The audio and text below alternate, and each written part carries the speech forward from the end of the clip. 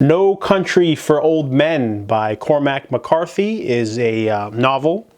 I would guess it is a sort of neo-western of sorts.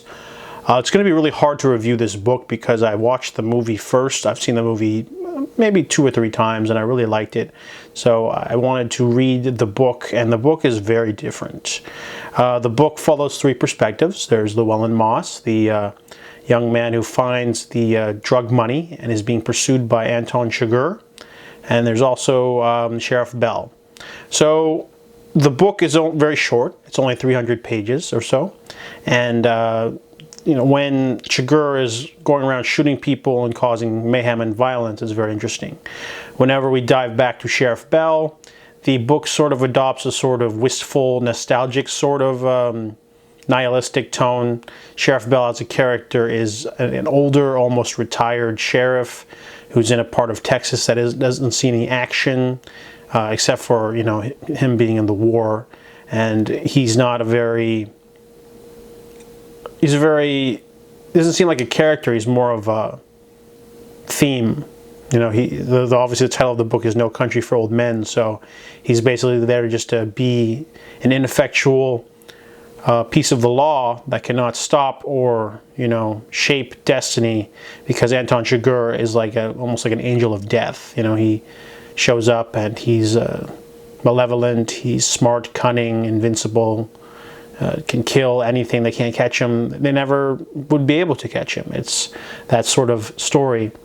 There are some changes from the book and the movie. A large part of the book is not in the movie. And the movie does improve on certain aspects, though, like Carla Jean, obviously. And also, the movie ages up the characters a little bit. In the book, Llewellyn Moss is a young man. He's only like 37. And his wife is only 19, which is weird. So they aged up Carla Jean in the movie, which more effective. And gave her a better character arc as well. Now, one thing to remember is that when Cormac McCarthy wrote this, he wrote it as a screenplay. It's meant to be a screenplay first, and they turned it into a book.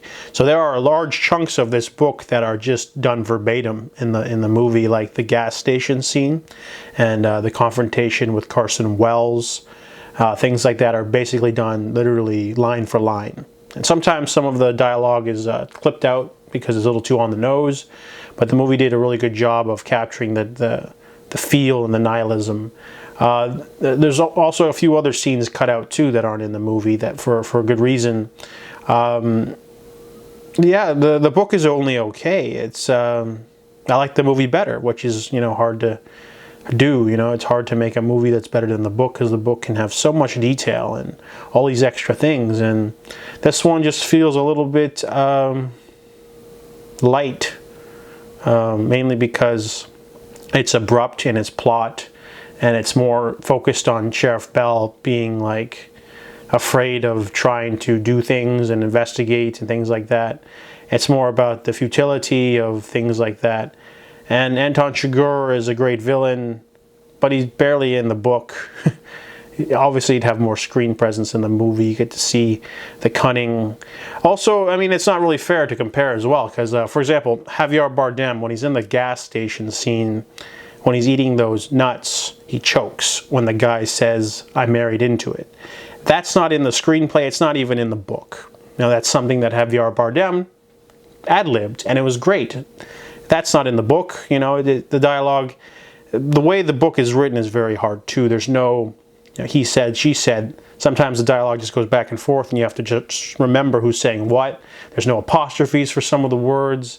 There's some slang in there, like sitting is with an E, so it's like, I gotta sit down, because he's trying to have that southern twang, because it's happening in Texas, because it's a neo-western. There's no cell phones. Let me see when this book was written. It had to be before 2007 when the movie was done. Wow, they only ordered this book last year. Let's see. 2005. So cell phones were a big thing in 2005, but in this book they are not, and everyone uses landlines. So it's going for like a sort of early Western story. So the book is only okay. I was able to finish it. I was going to DNF it around the 100-page mark, but I just pushed through because it's short, and I just wanted to see the origins of the movie. I've only read The Road and Blood Meridian by the author. I really like Blood Meridian and The Road. This one's only okay. This one's also, the front cover says that it's the most accessible of his works, but I felt it just it was lacking in certain things compared to his other two that I've read. So I give No Country for Old Men a 2.5 out of 5.